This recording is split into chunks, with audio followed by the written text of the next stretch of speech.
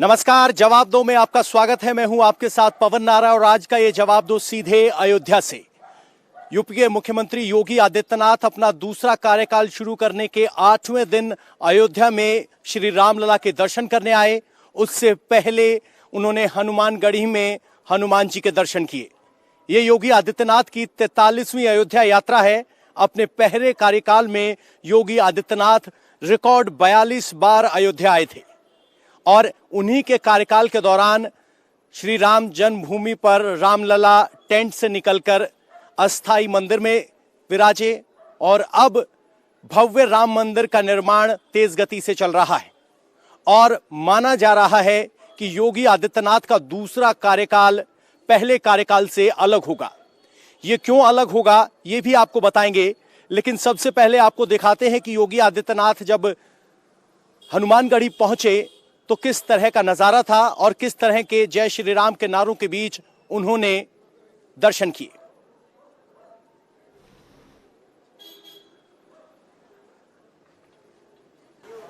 योगी आदित्यनाथ अपने दूसरे कार्यकाल के पहले अयोध्या दौरे पर हैं और उनके स्वागत के लिए यहां संत समाज हैं। सबसे पहले वो हनुमानगढ़ी में दर्शन करने के लिए आए हैं और अब उनका स्वागत करने के लिए हनुमानगढ़ी मंदिर के महंत आए हैं, योगी आदित्यनाथ का स्वागत कर रहे हैं। और योगी आदित्यनाथ यहां दूसरे कार्यकाल के पहले दौरे पर आए हैं और उसी के श्रृंखला में वो यहां पहुंचे हैं। यहां से वो हनुमानगढ़ी में दर्शन करेंगे और उसके बाद रामलला के दर्शन के लिए भी जाएंगे। संत समाज ने उनका यहां स्वागत किया है और योगी आदित्यनाथ यहां अब मंदिर में आगे तो देखा आपने किस तरह से इस वक्त जब हम बात कर रहे हैं तो योगी आदित्यनाथ यहां अयोध्या मंडल में विकास कार्यों की समीक्षा कर रहे हैं। साथ ही वो इस बात का भी आकलन कर रहे हैं कि जो रामनवमी मेला होगा उसकी तैयारियां कैसे चल रही हैं। लेकिन अयोध्या आने से पहले योगी आदित्यनाथ ने गृह विभाग की एक मीटिंग ली जिसमें फैसला किया गया कि अगले 100 दिन में 10,000 पुलिसकर्मियों की भर्ती की जाएगी। न सिर्फ भर्ती की जाएगी बल्कि महिला सुरक्षा और कानून व्यवस्था को और ज्यादा दुरुस्त किया जाएगा। तो कुल मिलाकर योगी आदित्यनाथ एक्शन में है। मिशन 2024 उनके सामने है, जिनकी 2 कड़ियां हैं, विकास और प्रशासन, और पहली दूसरी कड़ी राम राज्य। तो सबसे बड़ा सवाल यह है कि योगी के राम राज्य की परिकल्पना में राम राज्य क्या है, और उससे भी बड़ा सवाल ये कि योगी 2024 से पहले किस तरह एक्शन में दिखाई देने वाले हैं। हमारे मेहमानों का तारुफ आपसे करवा देते हैं। सबसे पहले शांतनु गुप्ता हमारे साथ जुड़े हैं, पॉलिटिकल एनालिस्ट हैं और योगी आदित्यनाथ पर 2 किताबें लिख चुके हैं। आज बहुत महत्वपूर्ण होगा उनका हमारे साथ होना। इसके अलावा शहजाद अब्बास हैं, समाजवादी पार्टी के लीडर हैं, अभिषेक सुधीर हैं, पॉलिटिकल एनालिस्ट हैं, और राकेश त्रिपाठी बीजेपी से हैं। सबसे पहले सवाल शांतनु गुप्ता जी आपसे ही कर लेते हैं। आपने किताब लिखी थी the monk who became the CM, यानी चीफ मिनिस्टर बने, और the monk who changed UP. तो जब योगी आदित्यनाथ राम राज्य की बात करते हैं, उस राम राज्य की परिकल्पना को कैसे आप एक ब्रीफ में समेट सकते हैं?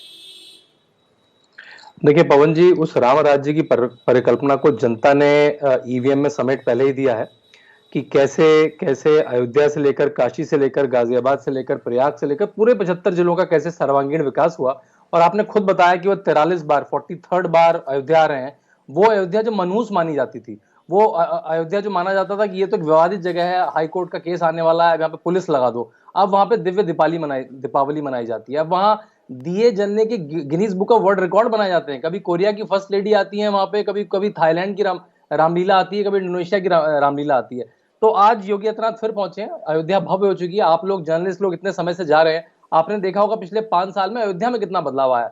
राम मंदिर जो बन रहा है वो तो अलग बात है, बस अयोध्या की गलियां, अयोध्या के तालाब, अयोध्या में आरती, अयोध्या एक अलग ही जगह बन चुकी है। और अब वो म्युनिसिपल कॉर्पोरेशन है, वहां पे मेयर होते हैं तो फंड ज्यादा आते हैं, तो अयोध्या का सर्वांगीण विकास होना शुरू हो गया है। और जब राम जन्मभूमि में मंदिर खड़ा हो जाएगा तब जो नजारा होगा वो तो अलग ही होगा। वो केवल अयोध्या के लिए नहीं, पूरे पूर्वांचल के लिए, बिहार तक के लिए एक तरह से इकोनॉमिक विकास भी होगा कि इतना सारा सैलानी टूरिस्ट भी आना शुरू हो जाएगा वहां पर। आपसे योगी जी की बात हुई होगी तो वो कौन कौन से अहम पिलर मानते हैं राम राज्य के क्योंकि राम राज्य जब तक डिफाइन नहीं होगा तब तक विरोधी इसी तरीके से डरते रहेंगे। तो कौन सी वो दो तीन पिलर हैं जिसको लेकर योगी आदित्यनाथ कहते हैं कि हमारे राम राज्य में ये तीन अहम पिलर होंगे? पवन जी, अगर आप मेरी दूसरी किताब देखेंगे उसमें मैंने एक उद्धृत किया है कि मैं इंग्लिश में पहले बोलूंगा। योगी आदित्यनाथ ने एक हाथ में आईपैड और दूसरे हाथ में पूजा की थाली ये लेके लोगों को बता दिया है कि इकोनॉमिक डेवलपमेंट और कल्चरल डेवलपमेंट किसी भी प्रदेश का साथ में हो सकता है। आपको शर्म नहीं कहना है कि मैं कल्चरली क्या करना चाह रहा हूं।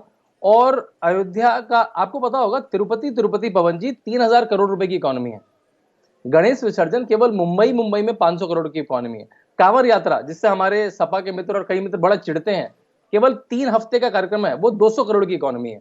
तो अयोध्या को तो इस इकोनॉमी से एक झूठे केस के चलते महरूम रखा गया था। अब वो इकोनॉमी, अब वहां राम जी की कृपा होगी तो साथ में लक्ष्मी जी की कृपा भी होगी। अभी आप देखिए, और वो कृपा शुरू हो चुकी है।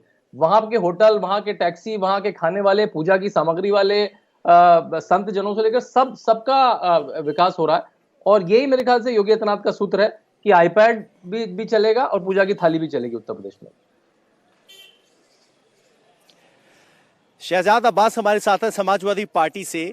जब योगी आदित्यनाथ राम राज्य की बात करते हैं तो आपकी तरफ से अलग अलग प्रतिक्रियाएं आती हैं, तो आपको राम राज्य से क्या आशंकाएं हैं? क्यों आपको लगता है कि राम राज्य की बात नहीं होनी चाहिए? बहुत धन्यवाद पवन जी आपका।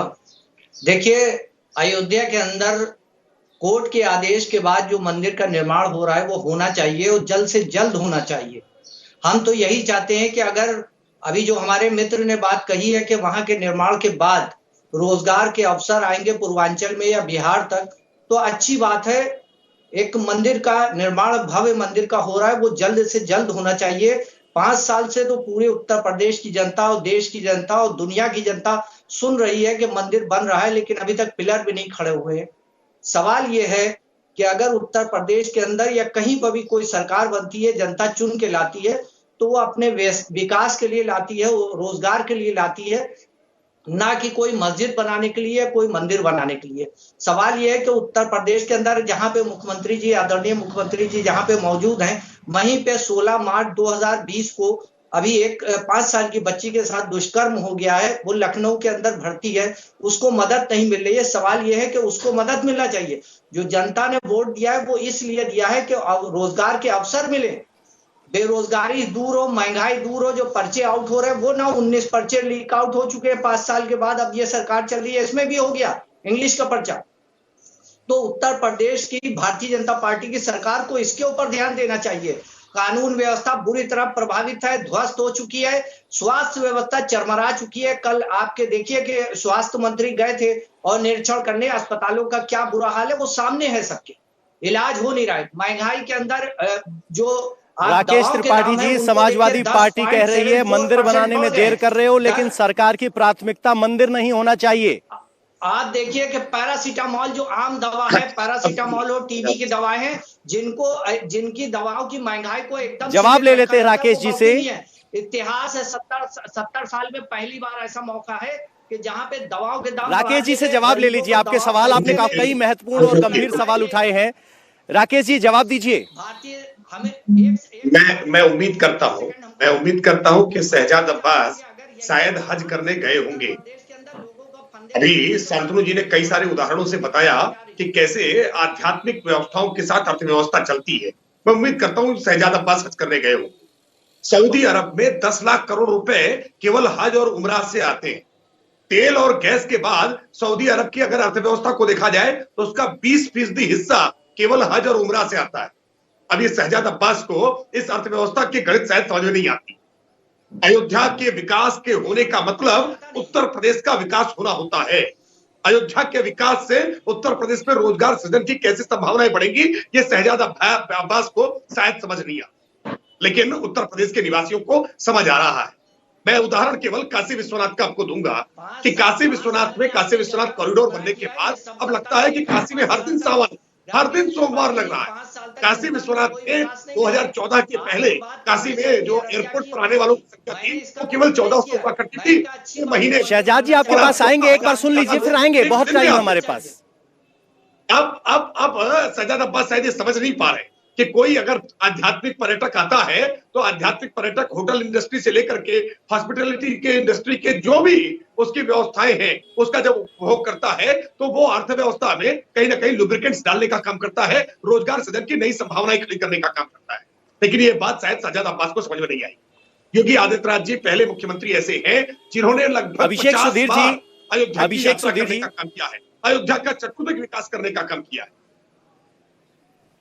जी अभिषेक जी, सवाल ये है कि अगर योगी आदित्यनाथ 100 दिन में 10,000 भर्तियां जारी करने की बात करते हैं, मंत्रियों को एक रिपोर्ट कार्ड 100 दिन का टारगेट देते हैं, क्या आपको लग रहा है कि सीधे चौथे गियर से शुरुआत कर रहे हैं? अगले 2 साल त्वरित गति कार्रवाई के होंगे बीजेपी सरकार के?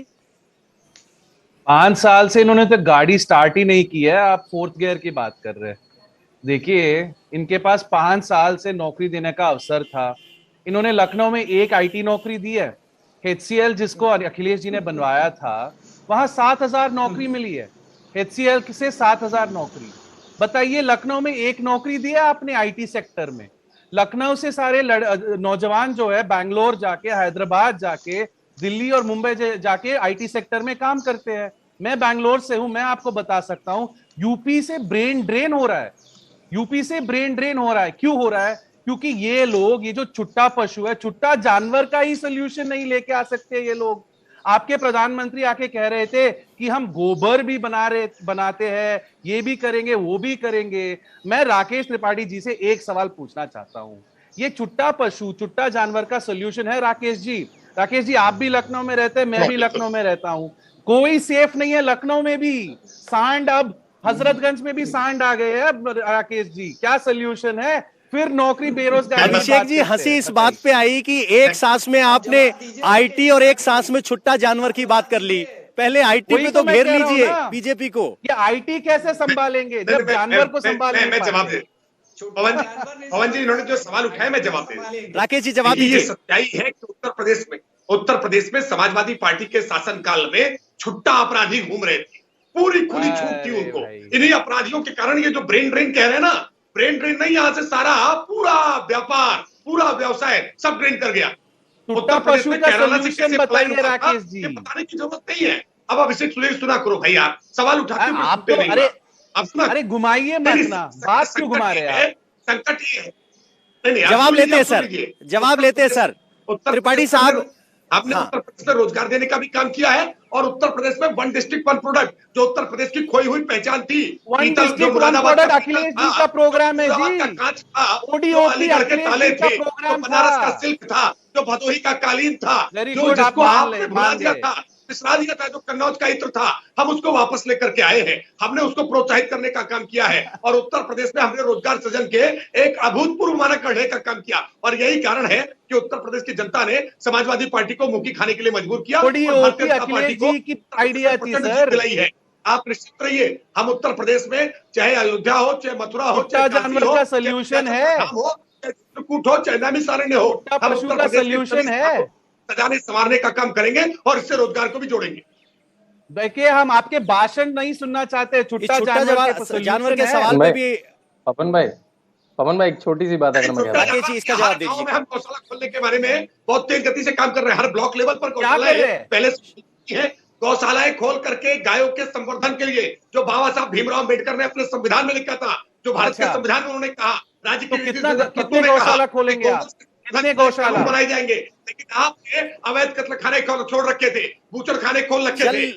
ये डिबेट शायद गौशाला पे नहीं है, उन्होंने जवाब दिया है। शांतनु जी कुछ कहना चाह रहे हैं। शांतनु जी, पवन भाई, हजरतगंज में गौशाला खोलेंगे। पवन भाई मैं छोटी सी बात कहूंगा। हाँ जी पवन भाई, छोटी सी बात कहूंगा। अभिषेक भाई देखिए, भाजपा बड़े मत से चुनाव जीत चुकी है। जितनी आप प्रॉब्लम गिना रहे हैं, उसके बावजूद भी लोगों ने सोचा है कि इसका अगर हल निकाल सकता है तो योगी आदित्यनाथ निकाल सकते हैं। आपने ओडीओपी की बात करी, अयोध्या का, अगर मेरी जानकारी सही है, राकेश जी बताएंगे, तो ओडीओपी के जो अयोध्या का प्रोडक्ट है वो गुड़ है। तो मेरे ख्याल से गुड़ खाइए, मीठा रहिए, मीठा बोलिए। लेकिन का आइडिया किसका था शांतनु भाई? अरे आइडिया तो आपका, तो आइडिया सबका था। आपका तो नासा से लेकर था, मानिए ना, आपका सबका आइडिया आपका था भैया, दिया आपको, जनता ने मान लिया, सारा आइडिया आपका था। लेकिन आप आपका अयोध्या को अभिषेक जी, तकनीकी भाषा में आइडिया पर कोई कॉपीराइट नहीं होता, एग्जीक्यूशन पे कॉपीराइट होता है। पर शुद्ध क्रेडिट भाषा में समझे तो आइडिया पे तो कोई कॉपीराइट नहीं होता है, एग्जीक्यूशन पे जरूर होता है। का ऑडियो जागरी है, गुड़ है, कह रहे कि थोड़ा सपा ने गुड़ खाइए, execute मीठे नहीं रहिए। की थी। ओडीओपी का एग्जीक्यूशन किसने की था? अरे राकेश जी बताइए, एक आईटी नौकरी दे सकते हैं लखनऊ को? एक और एचसीएल ला सकते हैं आप लखनऊ को? बताइए, खोलेंगे एक आईटी मैं नौकरी बता दे तो रहा दीजिए हूं, अगले 5 साल। ऑस्ट्रेलिया से इंजीनियरिंग की पढ़ाई करके आने के बावजूद अखिलेश यादव जी संस्कार न सीख पाए। अरे अखिलेश जी तो पढ़े लिखे हैं ना, अखिलेश पढ़े लिखे हैं, पोस्ट ग्रेजुएट है। आप मत बताइए, उत्तर प्रदेश के नौजवानों को रोजगार हमने ही दिया है। हर सरकारी पूरी नौकरी पॉलिटिकल में साइंस में डिग्री है ना आपकी। करने का काम आप समाजवादी पार्टी ने अपनी सरकार में किया, और सर इसीलिए आज बाहर ऐसे निकल रखा है। ऐसे डिबेट अपने नहीं, प्रदेश सुन में लीजिए एक नौकरियां दूसरे दी को। अब्बास साहब, जी योगी सरकार को बधाई देंगे, 10,000 भर्तियां निकाली हैं। आप लगातार मांग कर रहे थे सरकार भर्ती नहीं निकाल रही। 100 दिन में 10,000 पवन भर्ती जी, का टारगेट किया गया है, तो आप इसे पहली उपलब्धि मानेंगे जी, कि पैनल विपक्ष के में- तौर पर आप इतना दबाव बनाने में कामयाब रहे? पवन जी, पैनल में आप दो बीजेपी के प्रवक्ता ले आते हैं, ये अच्छी बात नहीं है, क्योंकि जो भी राजनीतिक विशेषज्ञ बैठते हैं, शांतनु जी हैं, ये भारतीय जनता पार्टी के प्रवक्ता की हैसियत से बैठते हैं। ये एक बहाना होता है। दूसरी चीज अभिषेक सुधीर जी भी दूसरी खुलकर चीज ये है- समाजवादी पार्टी की बात लेकिन हम करते हैं, दोनों बिल्कुल को- बैलेंस दोनों का पैनल है हैंडल कर सर। लेंगे। अरे दोनों का हैंडल कर लेंगे हम, आप चिंता ना कीजिए पवन जी, मैं दोनों का हैंडल कर लूंगा।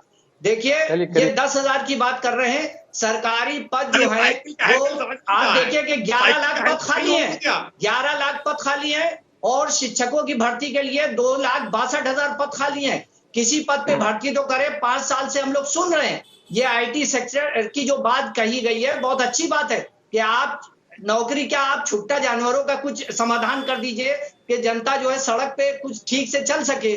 गड्ढे की बात की थी, गड्ढे तो आपने भरे नहीं, अरे कुछ नहीं तो छुट्टा जानवरों को भर दीजिए। कानून व्यवस्था देखिए, आदरणीय अखिलेश यादव जी ने 1090 बनाया था, उसको पूरी तरीके से भारतीय जनता पार्टी की सरकार में बर्बाद कर दिया गया। आप देखिए कि 5 साल और ये 1 महीना हो गया है, हम लोग सिर्फ भारतीय जनता पार्टी के भाषण सुन रहे हैं, या उनके विशेषज्ञ आते हैं वो भी भाषणबाजी करते हैं, कोई समाधान नहीं है। जनता इस वक्त किस तरीके से महंगाई से परेशान है, पेट्रोल के दाम किस तरीके मेरे से मन बढ़ में रहे हैं, जिसके बाद से बहुत जेन्युइन सवाल एक मन में यह आया कि जो मुद्दे आप उठा रहे हैं, इस पर तो वोटिंग हो चुकी, 25 तारीख को शपथ ग्रहण हुई है, 10 मार्च को नतीजा आया था, तो क्या आपको अपने मुद्दों को रीडू करने की जरूरत नहीं है, दोबारा सोचने की जरूरत नहीं है? इन मुद्दों पे तो आप हार गए। पवन जी छुट्टा समस्याओं को उठाना हमारा काम है। हाँ जी। डॉक्टर राम मनोहर लोहिया जी ने एक बात कही थी कि कौमें जो हैं वो किसी भी आवाज को उठाने के लिए 5 साल इंतजार नहीं करती हैं। अगर जुल्म और अत्याचार हो रहा होगा, मैंने आपसे पहले भी कहा था कि मैं सड़क से लेकर सदन तक जनता के हितों की आवाज उठाऊंगा, और सरकार को उत्तर प्रदेश के अंदर चैन से बैठने नहीं दूंगा। अगर कहीं पे भी जनता के साथ नाइंसाफी होगी, हम जनता की आवाज बनकर उसको उठाएंगे, और हम उठा रहे हैं। आप देखिए कि 1 महीने के अंदर अयोध्या के अंदर 5 साल की बच्ची के साथ बलात्कार हुआ है, लखनऊ के मेडिकल कॉलेज में भर्ती है, उसको इंसाफ नहीं मिल रहा है, 3-3 लोग अपराधी हैं जो छुट्टा घूम रहे हैं, और ये खाली बातें करते हैं, ये भाषण की बातें करते हैं। भाषण से अब काम नहीं चलेगा 5 साल। भारतीय जनता जवाब ले पार्टी के लेते जो हैं लोग हैं वो राकेश सुन जी, लें। बड़ा गंभीर काम सवाल करके उन्होंने दिखाना उठाया, एक बार होगा इसका आपको, जवाब काम दे दीजिए, करके। फिर चर्चा को आगे और ये लेकर चलेंगे। महंगाई के ऊपर बात करना होगी, जो भीषण समस्या का बनती जा रही है महंगाई, जिसकी वजह से लोग रोटी भूल गए खाना, नमक और रोटी, सब्जी नहीं खरीद रहे। राकेश त्रिपाठी जवाब ले लेते सर। कितने रुपए राकेश जी, जरा सा बता दीजिए, लौकी कितने रुपए किलो आती है? हो सकता है कि आपके यहाँ कुछ कम में आती हो। सुन लीजिए, जवाब ले लीजिए राकेश जी से। समाजवादी पार्टी के शासनकाल में फर्रुखाबाद की एक कायमगंज तहसील है।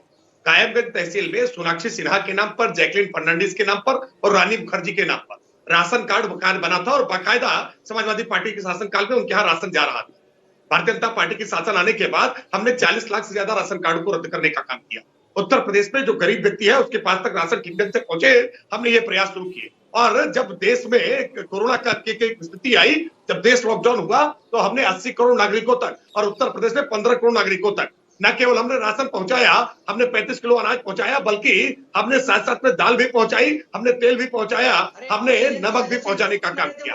और समाजवादी पार्टी बार बार जब महंगाई करती है ना, छुट्टा जानवरों की वजह से किसान परेशान हुए, महंगाई थी, सिंगल डिजिट में आज भारतीय जनता पार्टी के शासनकाल में महंगाई है। महंगाई देशकाल परिस्थिति के अनुसार, अंतर्राष्ट्रीय कारणों के अनुसार, भौगोलिक परिस्थितियों के अनुसार, मौसम की परिस्थितियों के अनुसार कई बार महंगाई का अलग अलग प्रभाव होता है, लेकिन सरकार संवेदनशील होकर के इसका प्रतिकूल प्रभाव गरीब वर्ग पर ना पड़ने पाए, हमने हर संभव प्रयास इसके लिए किए हैं। सरकार संवेदनशील होकर एक्शन कर रही है, ये जवाब महंगाई का दे दिया उन्होंने। इसके अलावा छुट्टा जानवर का जवाब वो दे चुके हैं। बहस में अब आगे बढ़ने की जरूरत है। शांतनु गुप्ता जी, योगी के दूसरे कार्यकाल में चुनौतियां क्या होंगी?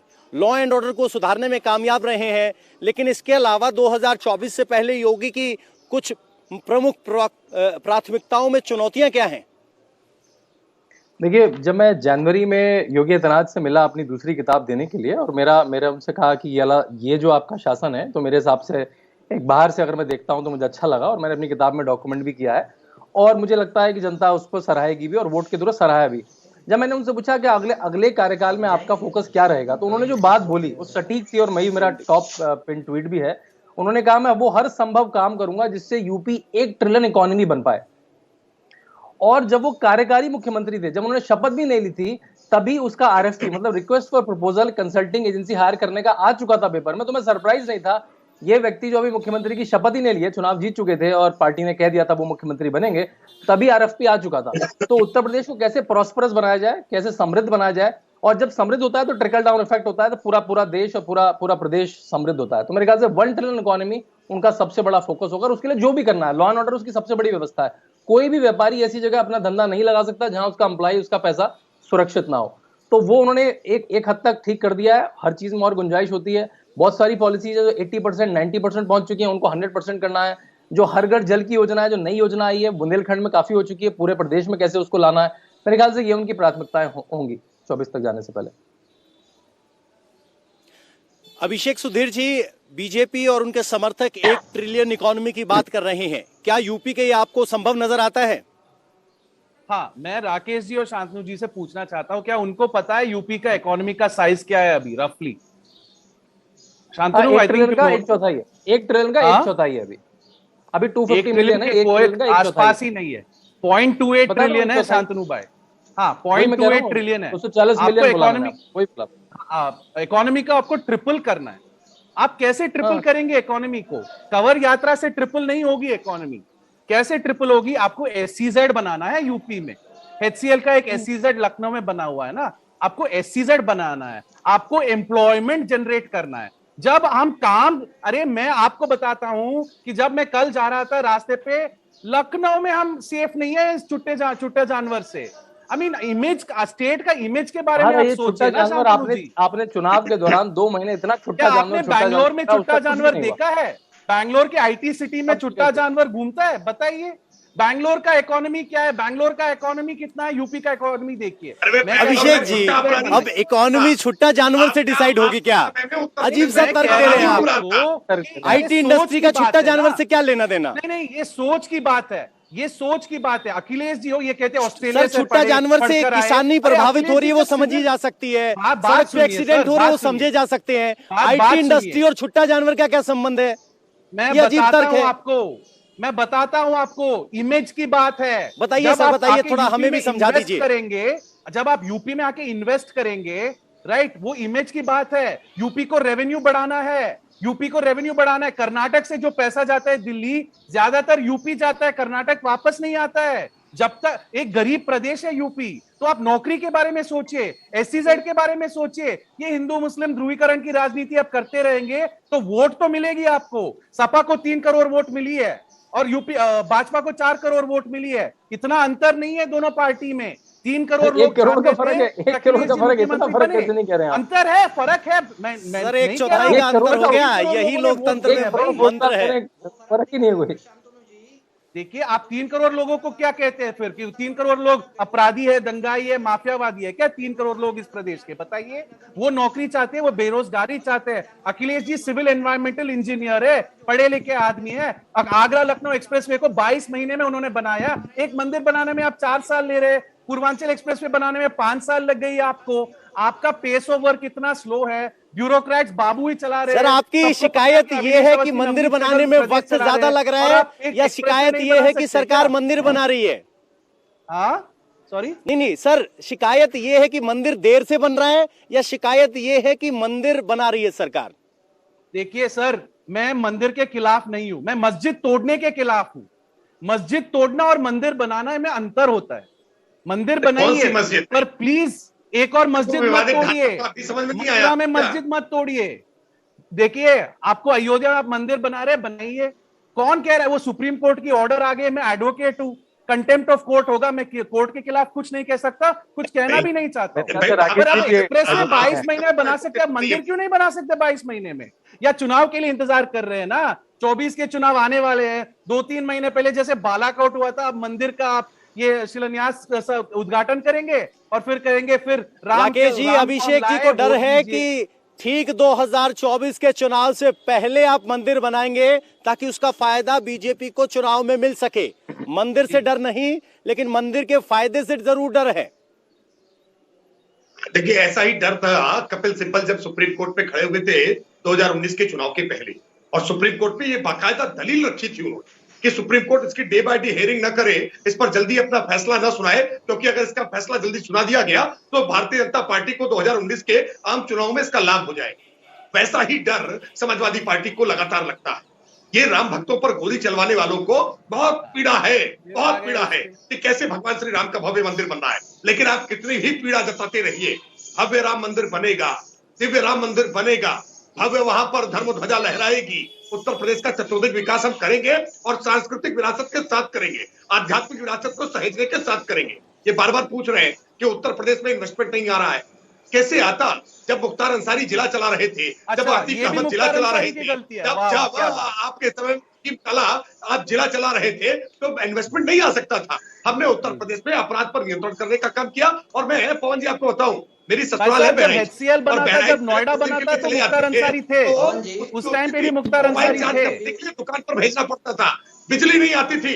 आज बिजली हमने उत्तर प्रदेश में शहरी क्षेत्र में 24 घंटे और ग्रामीण क्षेत्र में 22 घंटे बिजली पहुंचाने का काम किया है। जब बिजली अच्छी होती है, सड़कें अच्छी होती है, कानून अच्छी होती है, तो आधारभूत संरचना के दम पर उत्तर प्रदेश में विकास होता है। और औद्योगिक विकास हमने उत्तर प्रदेश में तेज गति से शुरू किया है। लगभग 350 औद्योगिक इकाइयां उत्तर प्रदेश में 2017 से लेकर के 2022 में हमने शुरू करने का काम किया है। 56 जिलों में उत्तर प्रदेश में औद्योगिक इकाइयां शुरू हुई है। हम उत्तर प्रदेश का विकास केवल लखनऊ का विकास नहीं मानते हैं, हम मानते हैं सहारनपुर से लेकर के सोनभद्र तक और मिर्जापुर से लेकर के मुरादाबाद तक पूरा उत्तर प्रदेश समुद्री उसका विकास हो। लखनऊ के लिए आपने 5 साल कुछ नहीं किया, मानते हैं आप कि लखनऊ में आपने कुछ नहीं किया है 5 सालों में? अरे भाई, लखनऊ में ही इंफ्रास्ट्रक्चर है, तो जनता ने बाहर बिठाया।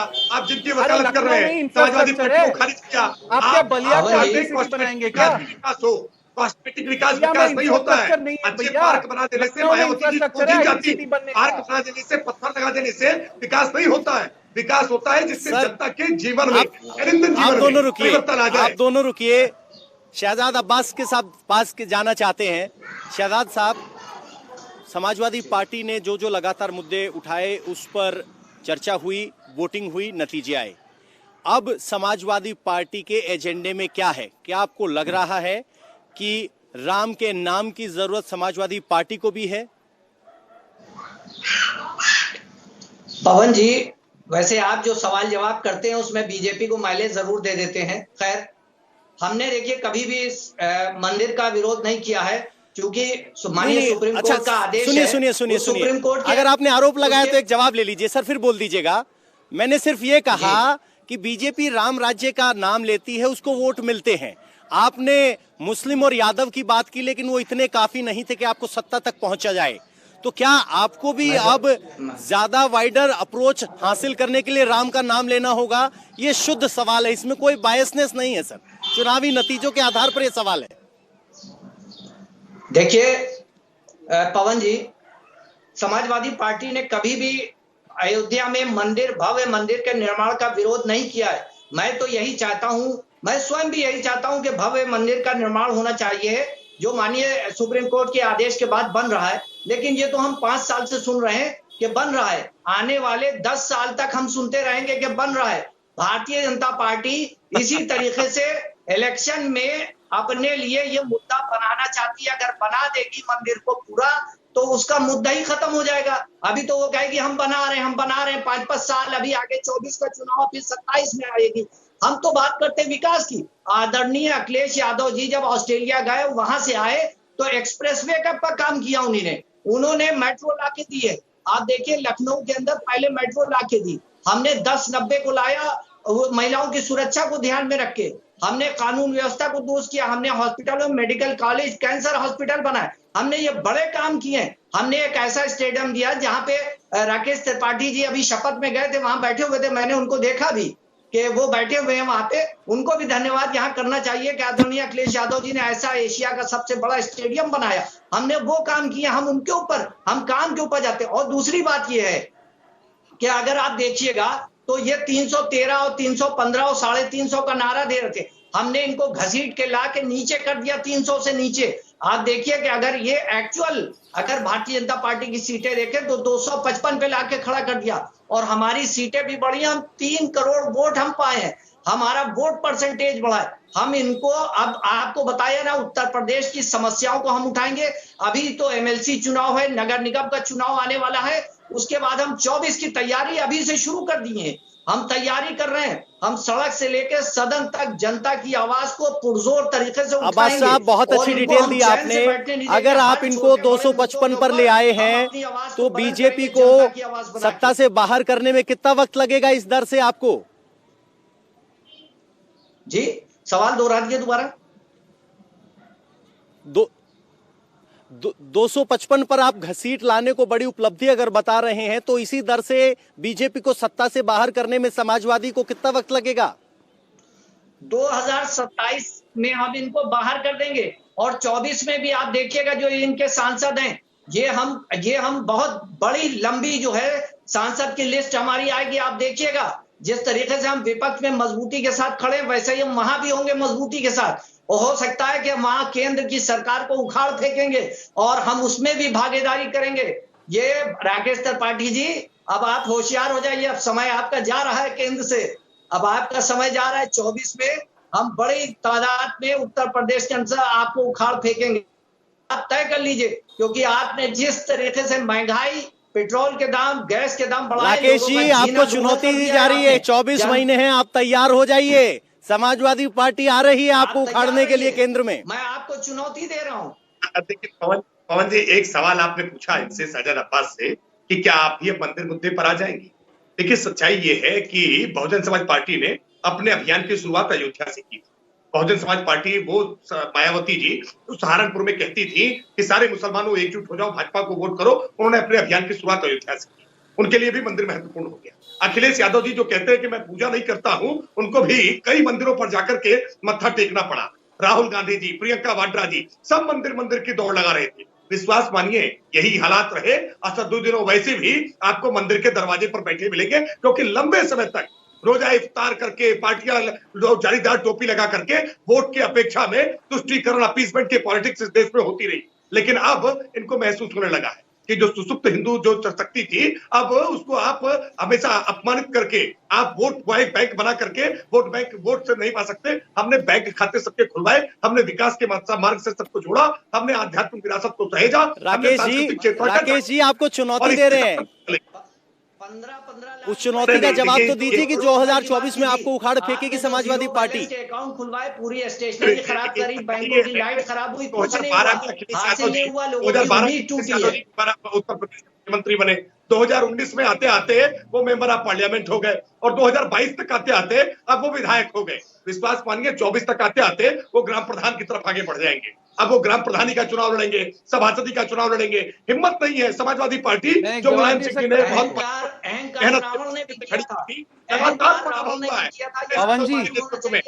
पवन जी, कब्जा की है। एक सेकंड रुकिए, अभिषेक जी से एक सवाल पूछ लेते हैं। अभिषेक जी, चूंकि आप पॉलिटिकल एनालिस्ट हैं, सीधे समाजवादी पार्टी से नहीं जुड़े हुए हैं, अगले 2 साल में समाजवादी पार्टी रेस में आए, कौन से आपको लग रहा है कि कदम उठाने चाहिए? कोई सलाह देना चाहेंगे अब्बास साहब को? देखिए, इन्होंने एक शब्द का इस्तेमाल किया था, अहंकार। देखिए, जब इंदिरा गांधी हार सकते हैं तो नरेंद्र मोदी भी हार सकते हैं। तो अब ये कह रहे हैं कि अखिलेश जी विधायक बन गए और अब ग्राम प्रधान बन जाएंगे, अगर अखिलेश जी ने सांसद के पद से इस्तीफा नहीं दी थी तो ये कहने राकेश त्रिपाठी जी कहते थे कि देखिए ये जमीनी नेता नहीं है, दिल्ली की राजनीति करना चाहते हैं, लखनऊ में नहीं रहना चाहते हैं, तो ये हर बात को घुमाएंगे। और मैं एक और बात कहना चाहता हूं राकेश जी से, देखिए सपा के जो नेता है, और मैं कहता हूं कि मैं बीजेपी के खिलाफ हूं जी, मैं मानता हूं कि मैं भाजपा के खिलाफ हूं, पर हमने क्या कहा कि ये काम किया अखिलेश जी ने, सपा के काम गिनवाए। आपने क्या कहा, ओवैसी भी मंदिर जाएंगे।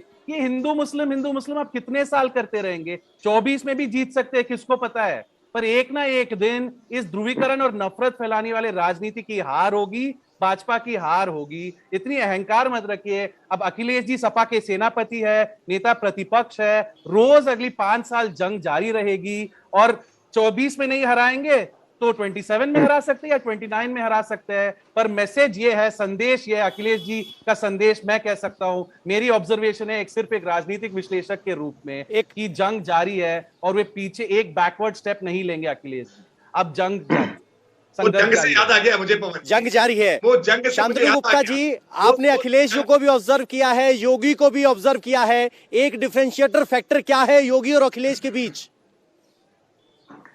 देखिए, अभी अभिषेक जी ने कहा कि वो दिल्ली की राजनीति छोड़ के अब प्रदेश की राजनीति में गए। वो दिल्ली की राजनीति भी नहीं करते थे। इस समय 17वीं लोकसभा चल रही है।